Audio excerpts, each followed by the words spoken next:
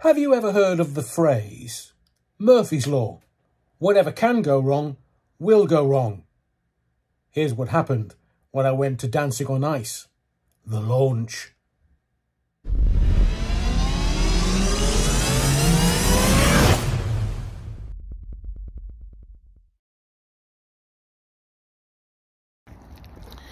Just thought I'd let you see that this is Bovington Airfield. This is where Dancing on Ice is recorded, and I have a long walk down to the studio. There's a massive car park. There's some massive, I think it's called Bovington Airfield Studios. So we shall walk down. I think I'm going to get my phone taken off me, so I won't be able to record anything in there. But I have said I'll make some notes and see what happens. So, Adrian Allen, not from the BBC, not from Sky, not from any news organisation other than the Theatre of the Mind. I shall update you later. Oh, hello, yeah, wrong. I always try to bring you some corroboration to say that this is what I've done and this is how I've done it. So now you saw that I was at Dancing on Ice. Well, technically, I wasn't, but I was. What do you mean, Adrian? What are you talking about? Bovington Airfield Studios? It's a massive place. And you can see from this little video of the tiny queue, you size queen, trying to get into Dancing on Ice. So what happened? Let me give you some, in this video, what I'm going to do is I'm going to give you some background as to what happened when I went to Dancing on Ice, the launch show, and, well, it didn't go great. And then we're going to look at the PR masterclass that Holly put us through for the last 3 months. Because you thought she was never going to do Dancing on Ice. Everybody thought that Josie Gibson from This Morning and Big Brother. Some people were saying it was going to be Josie. Well, no. So I'm going to explain the masterclass in PR, public relations, how to get round it, what to do. Holly appears to be a master of that particular skill. So as you can see from this little bit of video of the queue that I stood in yesterday, wasn't that big, was it? Well, the car park at the airfield was massive. It had easily a few hundred cars there, easily. And there must have been, guesstimate, 500-600 people, maybe up to 1,000 people in the studio for Dancing on Ice. And from the little video that I've just showed you, you can see that I was stood outside in the freezing cold. I mean, it was bitter. And you know that sort of slightly icy rain that falls that literally just pains you when it hits your skin? Yeah, that. And I thought, you know, I'm never going to survive this. I mean, the queue's not that big, so I should realistically get in quite quickly. And I was there in time, plenty of time, and then somebody approached me. Hello. Oh, hello, you're wrong. Yeah, can I help you? You're not going to get in. What do you mean? Hang on, went on my phone, that's my ticket. And he went, oh, thank you very much for that. He said, well, we all always oversubscribe. So, we're full. Your name's not on the door anymore. You're not getting in. I said, oh, well, I want to come and see Holly. No. Can you not have a word with my mate Stephen? No. So what's going to happen now then? We're sending you home. I don't live around here. Don't you? No. I've come here especially for the show. And then all of a sudden, other people in the queue, the sort of earwigging, as I call it, they're listening intently. Oh, if he's being sent away, are we going to be sent away? You bet your sweet bippy. So that little queue that I showed you earlier, none of them got in. But to be fair, I mean, I am taking the mickey a little bit, but the company that organised it all oversubscribes because they reckon, from what the guy was saying, there's normally a 10% fall off of people coming to this kind of thing. So they have to oversubscribe to make sure that the auditorium or the show, whichever one they're getting the audience together for, fills the auditorium. So the auditorium's full. So I just happened to be collateral damage. Oh, my life. Oy vey, so soon already. So I went there to Bovington Airfield Studios, which is a massive place. There's lots going on. And a long walk to get to the queue. But didn't get in, wouldn't let me in. They've said that they'll give me priority tickets for another show.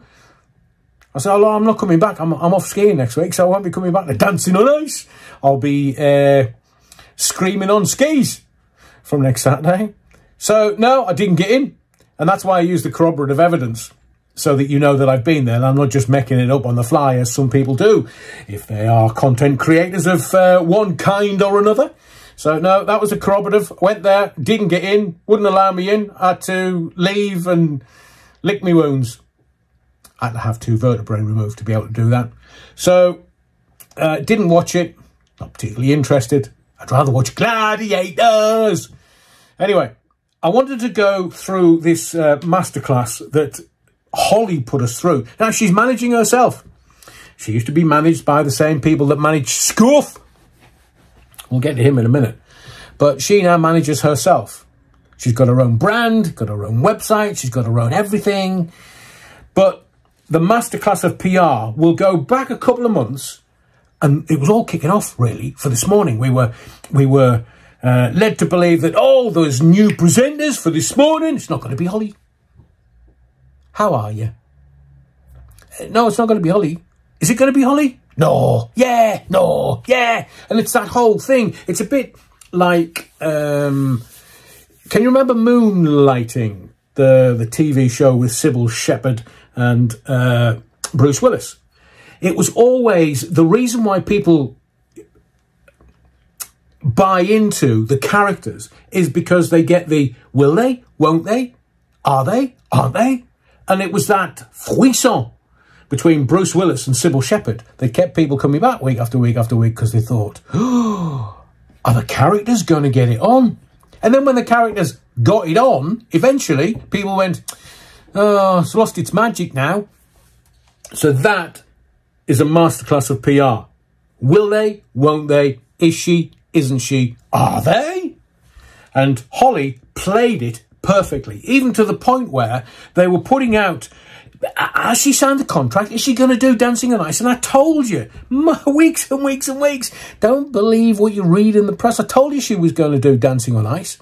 But I felt personally, in my view, that she was negotiating her contract. Now, originally, she was on 23 grand a show last season, season 15. This is season 16 of Dancing on Ice, and obviously wanted a bit of a raise. I'm talking about monetary raise. You're wrong. And contract was sent over, obviously signed, and they just tickled you a little bit. Now, some people weren't particularly bothered whether Holly was going to be there or not, but we had the kidnap plot, which is subject to an investigation, so we can't really comment on that. But there's the schofe. Where's he gone? And when will he turn up again? March.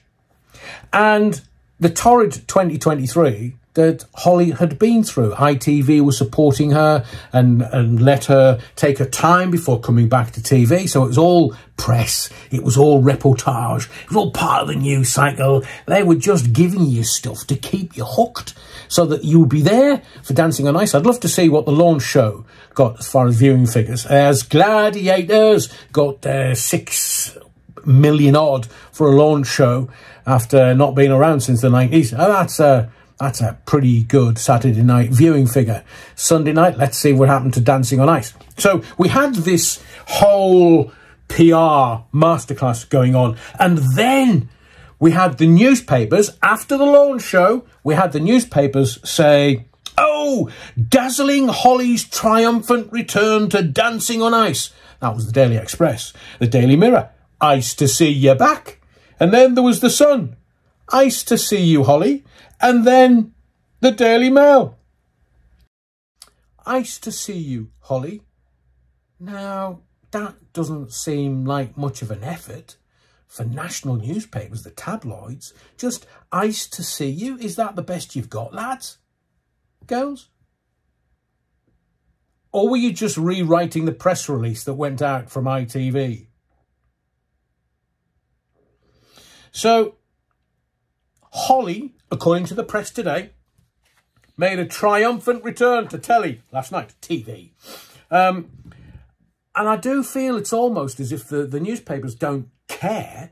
They're just filling column inches or pages, being double-page spreads in some of them. But it's not, they've not really gone into any depth. They've just been reporting what happened in 2023. Nothing new. And as Holly said at the beginning of the show, oh, thank you, everyone. We are off. Speak for yourself. Welcome to the greatest show on ice. I don't mean to be picky, but it's the only show on ice. On my telly, anyway. So, Stephen Mulhern, longtime friend of Holly's and part of the ITV glitterati. Holly returns to telly after 3 months.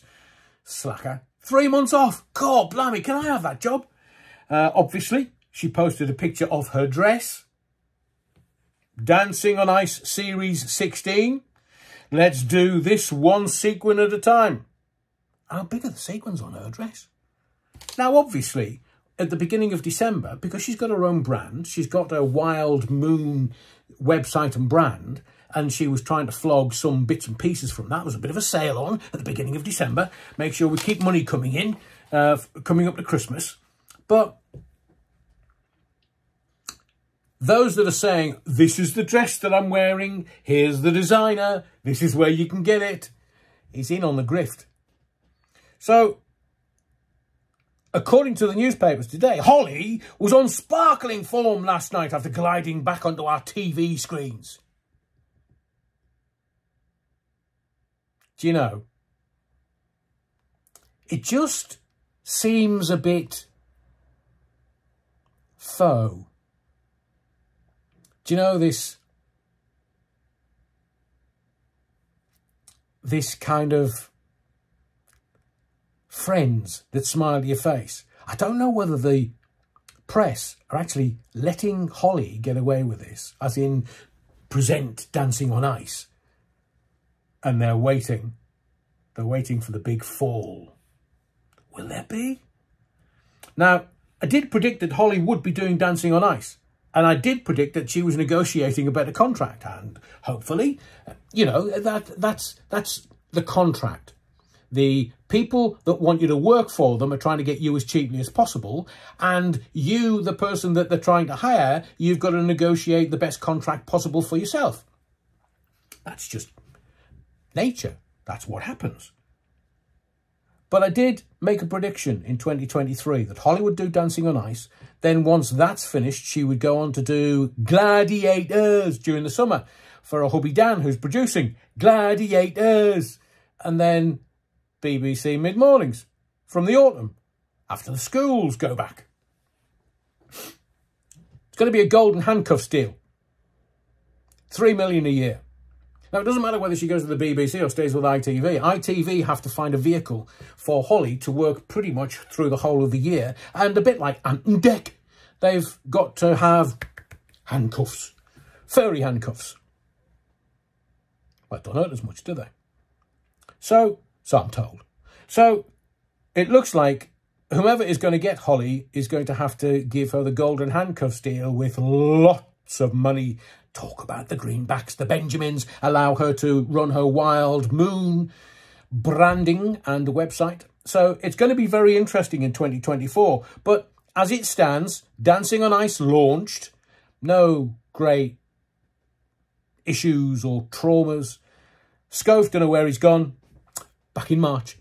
And the newspapers have supported Holly all the way through. So everything has been, as you may have thought it was going to be, an easier ride to transition from that horrible year that Holly's had in 2023. I mean, look at what she had to go through with Schofe. She had a face on her that sucking on 15 lemons wouldn't have shifted for a while until he did the right thing. My name's Adrian Allen. Thank you for your likes, your subscriptions, but most of all your indulgence. And I shall see you in the next video.